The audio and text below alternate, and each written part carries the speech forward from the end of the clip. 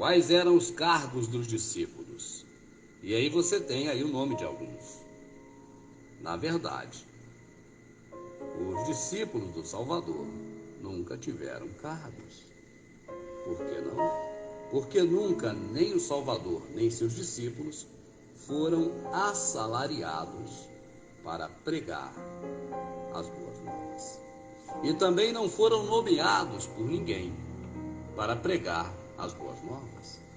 Se nós dissermos assim, Pedro era um apóstolo do Salvador, isso não é cargo. É apenas uma forma de denominar aqueles que o Salvador verdadeiramente chamou. E estes foram 12. Após a morte do Salvador no madeiro e a sua ressurreição, aqueles homens continuaram por algum tempo existindo. Mas o apostolado que eles faziam em função do Salvador, na verdade, não se transformou em cargos como os que estão aí hoje. Então, o que nós vemos hoje é um modelo de hierarquia de comando, em que vemos o diácono, obreiros, evangelista, presbítero, pastor e aí bispo, o que mais quiser inventar. Mas esta hierarquia não faz parte dos ensinamentos do Salvador. Ele disse foi o contrário. Entre os gentios, os fortes comandam os fracos. Convosco, porém, não será assim. Nenhum deve mandar no outro. Nenhum deve nem mesmo chamar o outro de pai. Você vê que quando ele fala isso, é porque nós humanos, que somos pais e filhos também, nós sabemos que a palavra pai é uma palavra forte. Representa um outro ser humano que está acima de nós. Representa, no caso, para o filho, o pai, ele representa a figura de alguém que tem uma autoridade maior do que a do filho. Então, por isso ele nos alerta. Nas questões envolvendo nós e o Criador, não há pai, não há mestre, não há guia, não há pastor acima de nós antes do Criador. Porquanto só há verdadeiramente para se viver isso, porquanto só há um mediador entre o Criador e o homem, o Salvador, homem. Então não há figura de um diácono, não há figura de presbítero, evangelista, bispo, pastor, nada disso.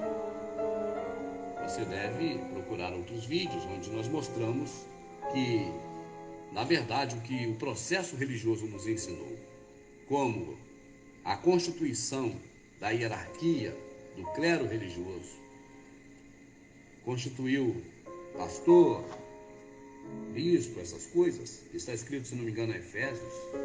Tem vídeos onde nós lemos a escritura na íntegra, não só um trecho, e vemos que na verdade não é dali que se tirou essa ideia, porque ali diz exatamente o contrário. Não é o assunto agora aqui nessa resposta. Por ora, basta dizer a você que os discípulos do Salvador, os homens que seguiram o Salvador, nenhum deles tinha cargo nenhum, nem título, e muito menos uma formação de hierarquia piramidal, onde os poucos mandam nos demais. Um pastor manda nos demais presbíteros, os presbíteros mandam nos demais diáconos, e os diáconos estão acima dos fiéis. Assim também como obreiros. Essa forma que você vê hoje, ela não parte exatamente do que era a intenção do Salvador quando morreu no madeiro e deixou ali aqueles homens pregando a verdade. Aqueles homens não tinham essas práticas. Essas práticas são modernas, elas são novas, elas vêm a partir de Roma, quando os primeiros cristãos de Constantino se tornaram os guias, os padres. Depois de envelhecidos, passaram a comandar os padres, se tornaram bispos. Depois de bispos, a ser bispos, cardeais, papa e pararampampam. Então, esta hierarquia piramidal é uma herança que o processo religioso protestante herdou diretamente da mamãe católica. e não dos ensinamentos do Salvador.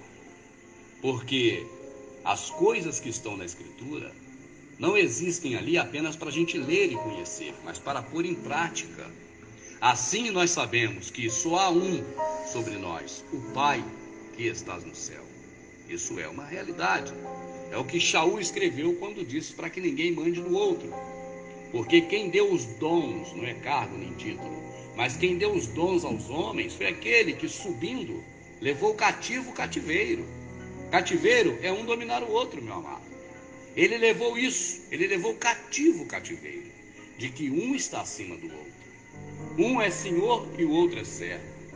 Ele subiu aos céus e levou cativo, levou preso o cativeiro em que um homem se coloca acima do outro. E ele mesmo deu dons aos homens. Um tipo de dom diferente para cada um. Independente de alguém mandar ou não mandar, é ele quem deu o dom. Não é título nem cargo, muito menos cargo remunerado. Porque na Escritura nós não vemos ninguém remunerado para poder ensinar a palavra às outras pessoas.